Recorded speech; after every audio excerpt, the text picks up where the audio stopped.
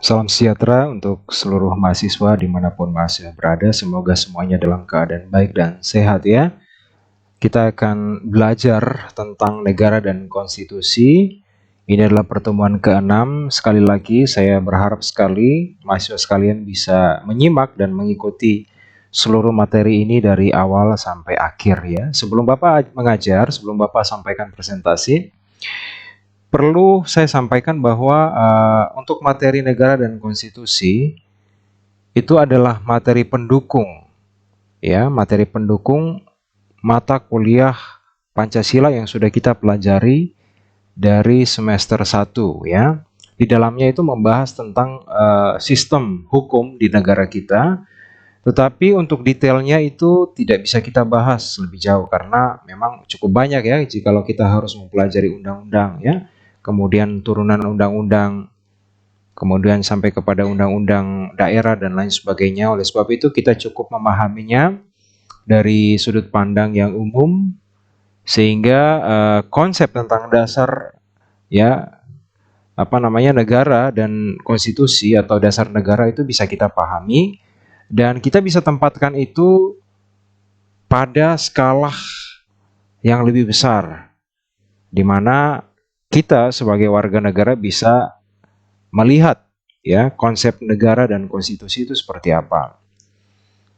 Lanjut ya. Ini ada pertanyaan yang harus kita jawab. Apa itu konstitusi dan apa itu konstitusionalisme? Apa konstitusi dari NKRI dan apa saja isinya? Apa sistem ketatanegaraan Indonesia berdasarkan konstitusi negara? Apa yang perlu dilakukan warga negara terhadap konstitusi negara? Nah, ini kira-kira pertanyaan-pertanyaan yang mau kita jawab ya di dalam pertemuan ini. Kita berharap agar setidaknya 4 pertanyaan besar ini bisa terjawab dari pembahasan yang sama-sama kita pelajari. Konstitusi berasal dari kata constituer ya dalam bahasa Prancis yang berarti membentuk ya, dimaksudkan untuk pembentukan suatu negara. Konstitusi sebagai peraturan dasar awal mengenai negara, sebagai dasar pembentukan negara, landasan penyelenggaraan bernegara. Berarti hukum dasarnya yaitu negara ya, hukum tertinggi negara, hukum dasar tertulis maupun tidak tertulis yang pengertiannya juga sangat luas. Sebagai undang-undang dasarnya negara, konstitusi tertulis atau pengertian sempit. Konstitusi penting bagi negara karena penyelenggaraan bernegara diatur dan didasarkan atas konstitusi negara. Nah, jadi kita dapat simpulkan dari slide ini bahwa konstitusi itu adalah dasar hukum dari suatu negara. Ketika sebuah negara dideklarasikan kemerdekaannya, maka negara tersebut harus memiliki hukum, ya, hukum yang nanti akan dijalankan dan diterapkan dalam seluruh aspek kehidupan, baik itu masyarakat, ya, kemudian kehidupan bernegara, tanggung jawab dan hak, ya.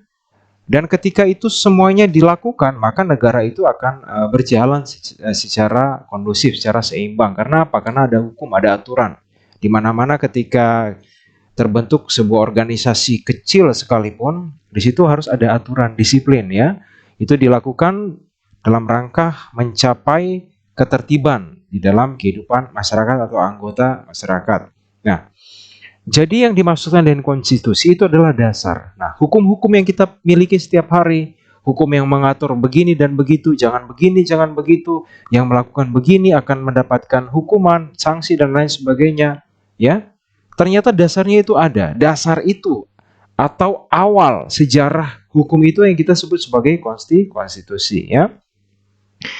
Kemudian ada juga istilah konstitusionalisme. Apa itu konstitusionalisme? Jadi kalau tadi konstitusi adalah dasar hukum atau hukum dasar ya, hukum yang mengepalai semua aturan-aturan turunan atau aturan-aturan selanjutnya, maka kita akan lihat konstitusionalisme untuk mewujudkan suatu pemerintahan yang baik, penyelenggaraan negara perlu diatur dan dituangkan dalam suatu konstitusi. Sebab tanpa aturan, penyelenggaraan bernegara cenderung disalahgunakan. Nah, jadi banyak kan ada oknum-oknum juga yang tidak bertanggung jawab. Bahkan mereka ada di dalam posisi atau kedudukan mereka sebagai orang-orang yang ada dalam pemerintahan. Bayangkan kalau seandainya aturan itu kekuasaan itu disalahgunakan karena tidak ada aturan. Bisa sangat berbahaya. Ada istilah, ya, hukum besi kekuasaan, ya. Jadi ada istilah kekuasaan atau ada satu prinsip di dalam dunia kekuasaan itu isinya begini. Jadi power tends corrupt, absolute power corrupts absolutely. Ini artinya apa? Artinya kekuasaan itu cenderung korup, mental korupsi. Tetapi kekuasaan yang absolut atau kekuasaan yang tidak bisa dilawan itu pasti korup. Itu pasti, ya. Nah, kenapa demikian? Karena inilah yang terjadi di berbagai belahan dunia. Ketika seseorang diberikan atau memiliki kuasa, maka kekuasaan itu cenderung disalahgunakan. Konstitusionalisme adalah suatu gagasan, paham yang menyatakan bahwa suatu konstitusi undang-undang dasar harus memiliki fungsi khusus, yaitu membatasi kekuasaan pemerintah dan menjamin hak-hak warga negara. Konstitusi yang berpaham konstitusionalisme bercirikan bahwa konstitusi itu isinya berisi pembatasan atas kekuasaan dan jaminan terhadap hak-hak dasar warga negara. Nah, jadi kalau tadi konstitusi itu kita bisa sebut sebagai kata benda, ya. Konstitusi artinya dasar. Apa? Dasar kita yaitu Undang-Undang Dasar 1945. Dari pembukaan sampai batang tubuhnya itu adalah dasar atau konstitusi kita. Lalu konstitusionalisme itu adalah bagaimana konstitusi itu diaplikasikan atau diimplementasikan dalam kehidupan masyarakat dan harus memiliki fungsi. Nah, jadi kalau konstitusi itu tadi hanya berupa kata benda, ada dan belum diapa-apakan. Nah, kalau konstitusionalisme itu berarti konstitusi yang difungsikan, sehingga pada akhirnya dia akan membatasi kekuasaan pemerintah dan akan membantu masyarakat menjamin hak-hak mereka. Nah, jadi bisa dibedakan, ya. Jadi konstitusi itu adalah kata benda. Konstitusi itu adalah hukum atau dasar hukum itu sendiri, dan kalau kita lihat konstitusionalisme itu adalah bagaimana hukum itu, dasar hukum itu diterapkan, dilakukan dalam masyarakat, dan pada akhirnya konstitusi itu menjadi berfungsi. Kita lanjut. Kalau negara konstitusional, nah, adalah negara yang berdasar atas suatu konstitusi, memiliki konstitusi sebagai dasarnya bernegara. Di samping itu, konstitusi negara tersebut haruslah memuat gagasan mengenai konstitusionalisme. Dengan demikian, tidak setiap negara yang berdasar atau memiliki konstitusi dinamakan negara konstitusional.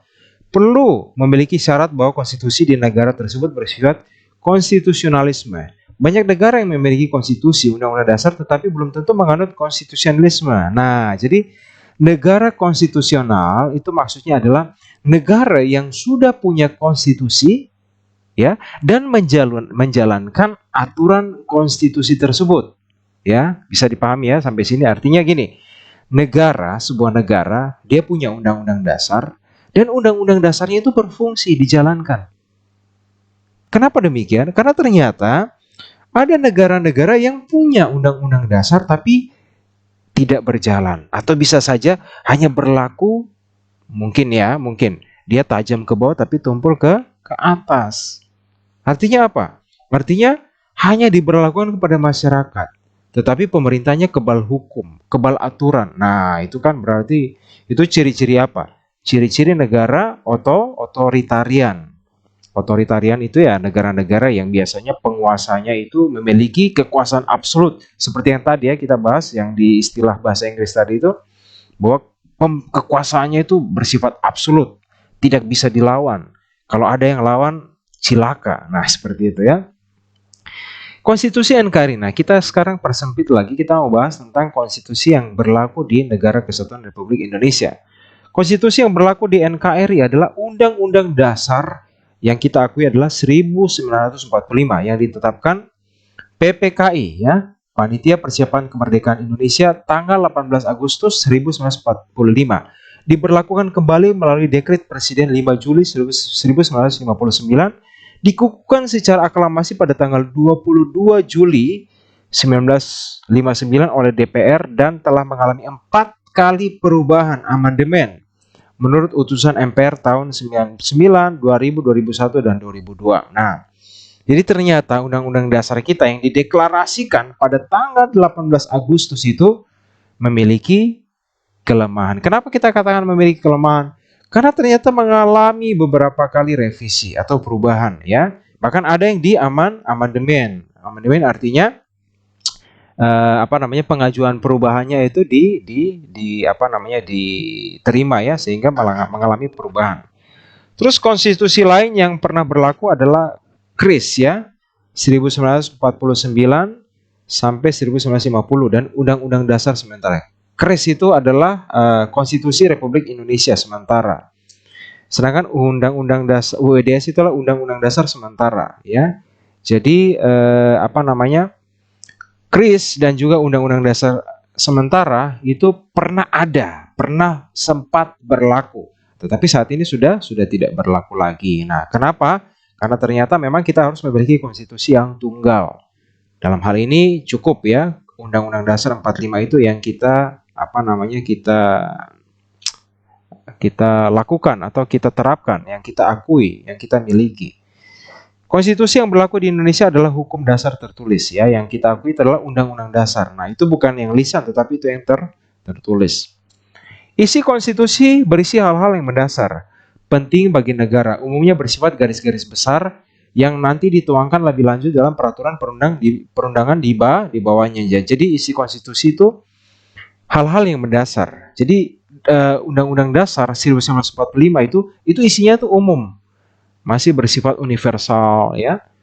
Dan nanti yang detail yang mengatur sampai curi ayam, curi kambing ya, curi mobil itu ada konsekuensi sanksinya, itu nanti diatur dalam undang-undang di bawahnya ya, atau aturan turunan.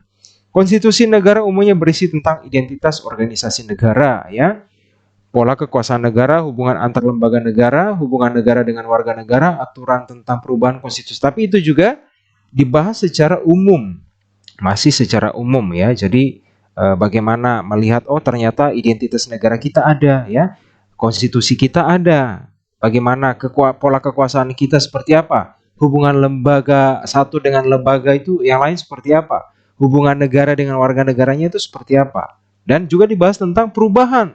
Jadi suatu saat ketika konstitusi kita mengalami perubahan, revisi, itu juga dibahas ya, harus dibahas di dalam undang-undang dasar. Konstitusi juga mengandung pandangan hidup, cita-cita dan falsafah yang merupakan nilai leluhur bangsa yang bersangkutan. Nah, di dalam konstitusi ternyata ada dituangkan pandangan hidup, cita-cita, ya, falsafah dan lain sebagainya. Jadi bagaimana Indonesia ingin sejahtera, rakyatnya adil makmur dan lain sebagainya, itu juga disebutkan di dalam konstitusi, entah itu di pembukaannya ataukah di batang tubuh konstitusi kita. Dalam jenjang norma, konstitusi termasuk kelompok Staatsgrondwet ya, atau aturan dasar pokok negara. Staatsgrondwet ya, atau aturan dasar atau pokok negara. Isi Undang-Undang Dasar 1945. Nah, jadi kita lihat isinya itu yang biasanya kita deklarasikan setiap hari Senin di upacara bendera ya. Mungkin ingat waktu SMA, SMP, SD ya. Undang-Undang Dasar 1945, pembukaan, nah dan seterusnya. Itu baru pembukaan. Jadi isinya itu terdiri dari pembukaan dan juga pasal-pasal ya, pasal-pasal 2AT ya. Jadi pembukaan terdiri atas 4 alinea sebagai perwujudan pandangan hidup, cita-cita dan falsafah yang merupakan nilai-nilai luhur bangsa. Jadi pembukaan pembukaan MRP, pokok kaidah yang fundamental bagi NKRI. Jadi nomor pasal itu dimulai dari pasal 1 ini ya, isinya, batang tubuhnya ya. 1 sampai pasal 37. Jumlah keseluruhannya ada 21 bab. Ada total 73 pasal dan 170 ayat. 3 pasal terdiri dari aturan peralihan dan 2 pasal aturan tambahan. Nah, itu bisa dihafal ya. Bagian pasal berisi pengaturan mengenai: pertama, identitas negara, lembaga negara, sistem pemerintahan negara, hubungan warga negara dengan negara, konsepsi negara, perubahan konstitusi, aturan peralihan dan aturan tambahan ya. Jadi ternyata setiap pasal-pasal yang ada di dalam batang tubuh Undang-Undang Dasar 1945 itu juga isinya masih sangat umum, hanya berbicara soal identitas ya, lambang negara, sistem pemerintahan, sampai kepada bicara soal rencana atau hal yang mengatur tentang peralihan atau aturan tambahan mengenai perubahan konstitusi. Itu juga masih sangat-sangat umum. Nah, nanti kalau diturunkan lewat undang-undang dasar, undang-undang di bawahnya sampai kepada undang-undang daerah, itu baru kita bisa lihat secara jelas kesepakatan dasar mengenai Undang-Undang 45. Jadi kesepakatan yang pernah disepakati itu tidak mengubah pembukaan Undang-Undang Dasar 1945. Jadi pembukaannya itu tetap tidak mengalami perubahan, tetap mempertahankan Negara Kesatuan Republik Indonesia. Jadi kata atau istilah atau identitas NKRI itu tetap, mempertegas sistem presidensial. Jadi kita tetap mengakui sistem presidensial itu tetap berlaku, menjelaskan Undang-Undang 45 yang menganut hal-hal normatif ya akan dimasukkan ke dalam pasal-pasal, dan perubahan dilakukan dengan cara adendum. Nah, jadi kesepakatan yang pernah terjadi terkait konstitusi kita itu menjelaskan tentang ini ya. Jadi ada pasal-pasal atau ada undang-undang atau ada isi yang baru yang dimasukkan dalam pasal-pasal. Nah, itu kita sebut sebagai adendum. Jadi jelas kesepakatan dasar mengenai Undang-Undang Dasar 1945 itu ada 5 poin ya yang menjelaskan tentang hal di dalamnya. Perubahan atas Undang-Undang Dasar 1945 dilakukan dengan sistem amandemen atau melampirkan naskah perubahan pada naskah asli. Jadi kalau kita melampirkan naskah perubahan pada naskah asli itu kita sebut sebagai amandemen. Atau bisa juga dilakukan dengan cara adendum ya. Adendum itu menyisipkan ke naskah konstitusi asli. Jadi naskah aslinya itu tidak dibuang, tetapi yang mengalami perubahan itu kita cuma lampirkan saja atau disisipkan. Bagian yang diamandemen menjadi satu kesatuan dari konstitusi. Isi dari konstitusi asli yang belum berubah masih tetap eksis. Itu untuk yang cara kedua. Atau amandemen konstitusi berbeda dengan pembaruan konstitusi. Jadi yang terakhir ini berlaku konstitusi yang sama sekali baru. Ya, jadi yang baru, yang paling baru itu yang diberlakukan. Bagaimana ya konstitusi lama? Yang lama atau asli itu ditinggalkan atau bisa juga dihilangkan ya. Undang-Undang Dasar 1945 terdiri dari 5 naskah ya. Naskah 1945 yang ditetapkan melalui Dekret Presiden 5 Juli. Naskah perubahan pertama ditetapkan 19 Oktober 99. Naskah perubahan kedua ditetapkan 18 Agustus tahun 2000. Naskah perubahan ketiga ditetapkan November tahun 2001.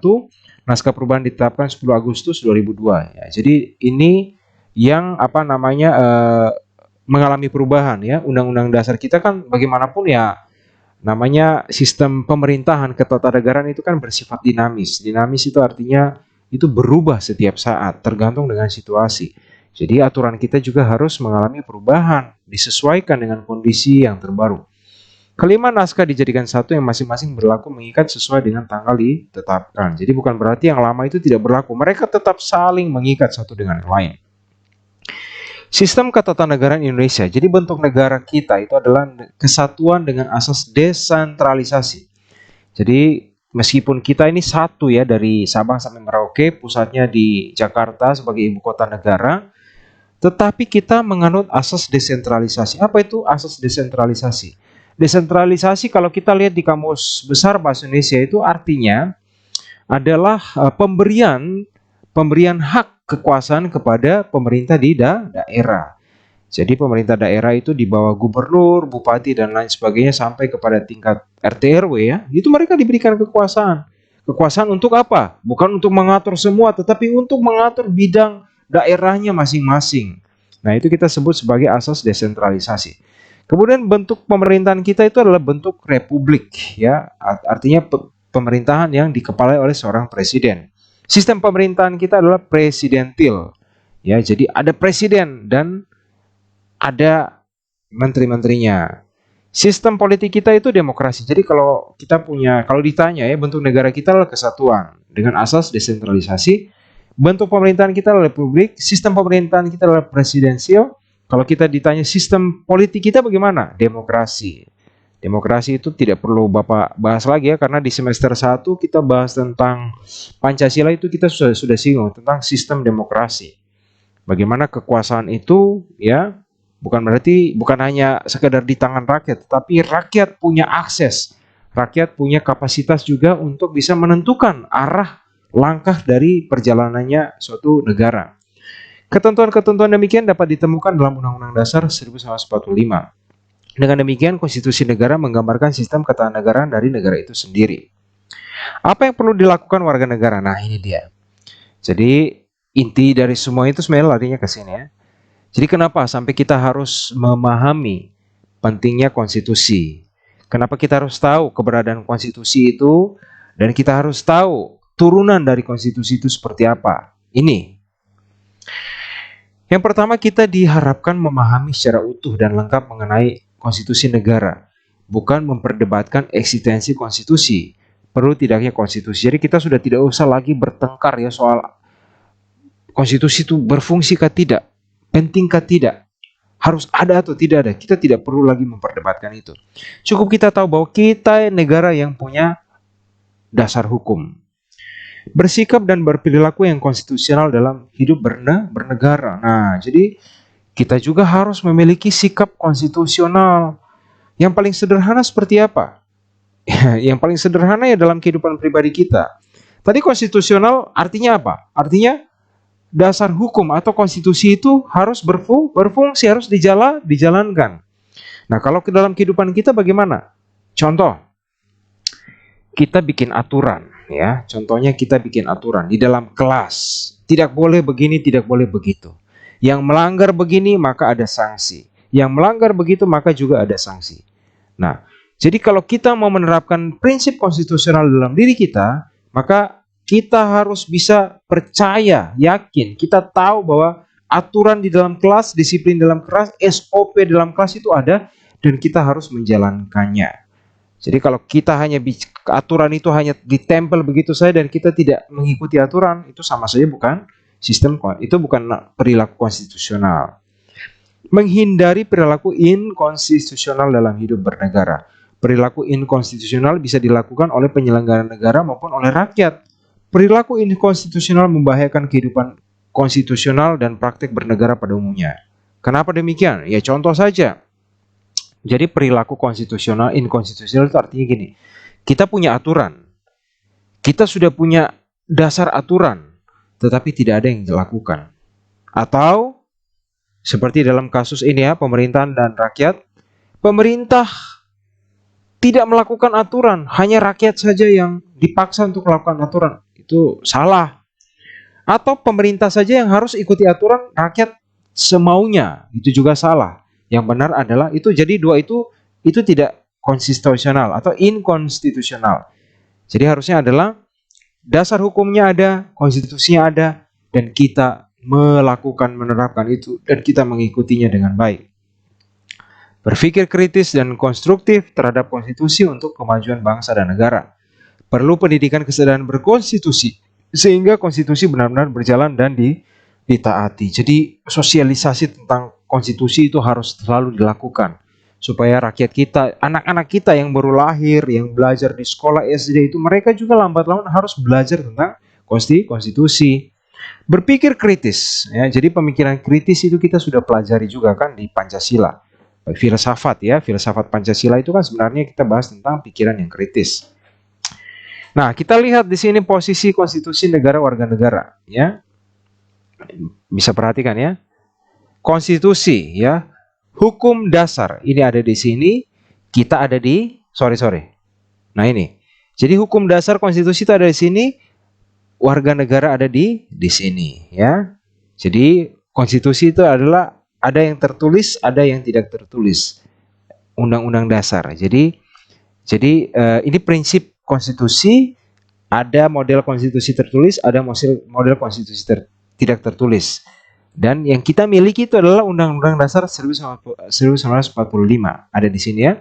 Jadi warga negara Indonesia, siapapun dia, baik itu pemerintah, rakyat, mau bilang dia bos, mau bilang dia bupati, gubernur, presiden, dia juga adalah warga negara yang wajib mematuhi seluruh peraturan perundang-undangan secara khusus dalam konstitusi kita, yaitu Undang-Undang Dasar 1945, dan kita adalah Indonesia. Itulah yang diakui dalam Indonesia. Kemudian pengertian Peraturan perundang-undangan adalah peraturan tertulis yang dibentuk oleh lembaga negara atau pejabat yang berwenang dan mengikat secara hukum, jenis dan hierarki peraturan perundang-undangan. Nah, jadi tadi kita bicara soal konstitusi, sekarang kita bicara soal peraturan perundang-undangan atau turunan dari konstitusi itu, ya. Kita lihat ya. Jadi yang pertama itu ada Undang-Undang Negara Republik Indonesia tahun 1945. Jadi Undang-Undang Negara. Jadi ini adalah turunan dari konstitusi. Terus ada juga undang-undang atau peraturan pemerintah pengganti undang-undang, ya. Ini juga kita miliki. Kemudian yang ketiga, peraturan pemerintah. Ini juga ada kita miliki peraturan pemerintah, ya.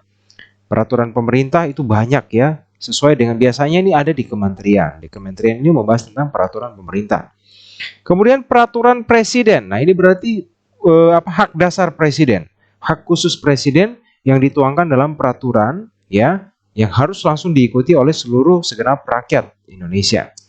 Kemudian yang kelima ini yang berlaku di setiap daerah. Ini yang tadi berhubungan dengan asas desentralisasi itu ya.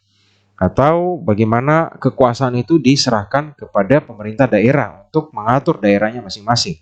Ada peraturan daerah provinsi, lihat, ada peraturan daerah kabupaten atau kota, dan atau peraturan desa atau peraturan yang disingkat yang setingkat dibuat oleh BPD atau nama lainnya bersama dengan Kades atau nama lainnya ya. Jadi sampai di tingkat desa itu ada peraturannya.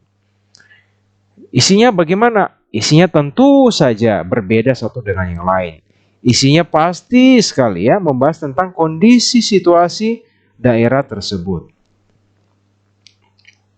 Materi muatan ya. Jadi materi muatan yang ada di dalam undang-undang atau peraturan adalah materi yang membuat dalam peraturan perundang-undangan sesuai dengan jenis, fungsi dan hierarki peraturan perundang-undangan. Jadi materi muatan itu biasanya adalah lampiran ya, lampiran peraturan yang isinya itu nanti akan membantu atau mendukung peraturan perundang-undangan itu biar lebih jelas, biar lebih berfungsi, biar lebih bisa dipahami oleh seluruh masyarakat. Nah, itu biasanya ada materi muatan di dalamnya. Materi muatan itu ya biasanya lampiran, penjelasan, deskripsi, ya, informasi dan lain sebagainya.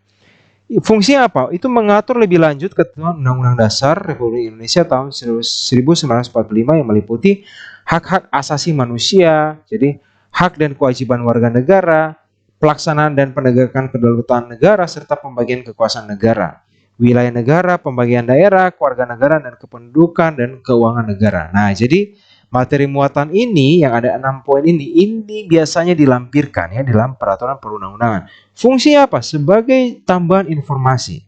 Ketika contohnya ya, hak-hak asasi manusia itu mau dibahas di dalam peraturan perundangan, maka hak manusia itu juga harus dilampirkan. Isinya apa? Kontennya apa? Itu harus dilampirkan. Diperintahkan oleh suatu undang-undang untuk diatur oleh undang-undang. Jadi ada undang-undang yang berfungsi untuk mengatur undang-undang itu supaya dijalankan. Jadi undang-undang mengatur undang-undang. Kenapa demikian? Ya karena tidak boleh diatur oleh manusia. Karena sistem pemerintahan kita itu bukan sistem pemerintahan otoritarian ya. Jadi tidak boleh ada satu penguasa seperti seorang raja yang seenaknya memerintah. Tetapi itu harus dilakukan oleh undang-undang yang memiliki kuasa untuk melakukan undang-undang yang satunya. Jadi saling mengikat, saling berkaitan. Jadi lanjutan dari materi muatan, ya materi muatan peraturan perundang-undangan ini sama dengan materi muatan undang-undang. Jadi materi muatan peraturan perundang-undangan berisi materi untuk menjalankan undang-undang sebagaimana mestinya. Seperti yang tadi ya, undang-undang mengatur undang-undang. Jadi ibaratnya begini ya, seperti kita beli kulkas ya. Kulkas itu di dalamnya kan ada aturan gitu. Jadi aturan bagaimana kita simpan ini sayur, berapa lama di dalam ya. Kita tidak boleh begini, tidak boleh begitu supaya menjaga agar sayur itu tetap segar. Nah, kita miliki manual ya, atau ini panduan, buku panduan. Nah, jadi aturan yang ada di dalam kulkas itu, aturan lisan atau aturan yang dalam itu harus didukung atau harus diatur juga melalui panduan yang kita miliki. Nah, jadi dua aturan ini saling mengikat satu dengan yang lain. Ibaratnya seperti begitu ya. Materi muatan Perpres berisi materi yang diperintahkan oleh undang-undang atau materi untuk melaksanakan peraturan perundang-undangan. Materi muatan Perda peraturan daerah adalah seluruh materi muatan dalam rangka penyelenggaraan OTDA ya, OTDA itu otonomi daerah dan tugas pembantuan ya, dan menampung kondisi khusus daerah serta penjabaran lebih lanjut peraturan perundangan yang lebih tinggi. Nah, biasanya di dalam materi muatan Perda itu ya lebih kepada lokalitas ya, suatu daerah. Di situ mengatur kondisi situasi daerah tersebut. Materi muatan peraturan desa yang setingkat adalah seluruh materi dalam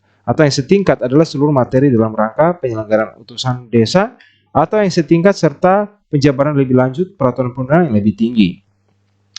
Materi muatan mengenai ketentuan pidana hanya dapat dimuat dalam undang-undang dan perdanya. Jadi biasanya hal yang mengatur tentang ketentuan pidana hukum itu ya. Jadi hukum pidana itu memang diatur di dalam undang-undang dan peraturan daerah ya. Pidana itu berarti bicara soal pelanggaran akan undang-undang ya. Jadi pidana itu adalah pelanggaran akan undang-undang. Fase-fase pembuatan peraturan perundang-undangan. Nah, ini lihat prosesnya ya. Jadi pembentukan peraturan perundang-undang Perpu itu adalah proses pembuatan peraturan perundang-undangan yang pada dasarnya dimulai dari pertama itu perencanaan ya. Jadi direncanakan, persiapan, jadi teknik penyusunannya dirumuskan, dibahas, disahkan ya. Terus pengundangan ya, bagaimana oknum-oknum yang diminta untuk melaksanakan itu disampaikan, dan penyebarluasan atau sosialisasi. Nah, biasanya Perpu itu dilaksanakan oleh siapa? Oleh rakyat lewat Dewan Perwakilan Rakyat ya, Dewan Perwakilan Rakyat, baik itu yang ada di pusat sampai yang ada di daerah. Nah, jadi dasarnya apa? Direncanakan. Kenapa? Karena peraturan perundang-undangan itu harus selalu diperbaharui. Karena setiap hari itu dinamika kehidupan sosial masyarakat ya, itu akan terus berubah. Jadi harus selalu diatur. Jadi masyarakat ini modelnya harus selalu diatur. Ada tradisi baru, maka di situ juga harus ada aturan. Ada tradisi baru atau ada satu hal yang baru yang dibentuk, itu harus diatur juga supaya tertib. Nah, ini struktur kekuasaan ya sebelum amandemen ya. Ini sebelum amandemen ya. Jadi di atas itu ada MPR ya, Undang-Undang Dasar 1945. Di bawahnya itu adalah DPR ya, Dewan Perwakilan Rakyat, Badan Pemeriksa Keuangan, Presiden, DPA, Dewan Pertimbangan Agung, dan Mahkamah Agung. Nah, jadi ini Undang-Undang Dasar Konstitusi kita itu langsung ya, di bawahnya itu ada ini ya, unit-unit lembaga pemerintah. DPR, BPK, Presiden, DPA, dan Mahkamah Agung. Nah, ini lembaga-lembaga dalam sistem ketatanegaraan kita ya. Ini yang sudah di amandemen. Jadi undang-undang dasar itu langsung berada di atas. Yang tadinya itu MPR ada di atas, ini tidak. Ini undang-undang dasar kita itu langsung menjadi dasar hukum konstitusi, di mana di bawahnya itu langsung dibawahi oleh BPK, Presiden, DPR. Yang ini MPR ya. Tadi kan MPR ada di atas ini, sekarang sudah ada di bawah. Dan kita lihat di sini ada KPU, Bank Sentral, Bank Indonesia, Kementerian Negara, ya, dan seterusnya. TNI Polri juga ada di bawah sini ya, di bawah mana? Sendiri ya, kalau tidak salah di bawah Presiden. Terus badan-badan yang lain yang berfungsi berkaitan dengan kekuasaan kehakiman ya, atau ini apa namanya, lembaga yudisial. Ya, yudisial itu adalah lembaga yang berfungsi untuk melakukan pengadilan terhadap pelanggaran undang-undang. Ya, pusat ya, daerah, perwakilan, dan seterusnya. Ini ada pemerintahan daerah, gubernur ya, kota ya, peradilan umum, agama, militer, dan seterusnya. Jadi ini bentuk kelembagaan ketatanegaraan kita. Jadi undang-undang dasar itu ada di atas. Nah, jadi tadi kita sudah bahas secara menyeluruh ya, memang masih bersifat umum. Tetapi diharapkan mahasiswa sekalian harus paham. Intinya, esensinya adalah bagaimana mahasiswa itu tahu bahwa ternyata negara kita ini adalah negara hukum. Negara yang sangat menerapkan aturan hukum. Ya, jadi aturan hukumnya bagaimana? Aturan hukumnya jelas, tajam kemana-mana ya. Bahkan ke presiden, ke pemerintah juga berlaku.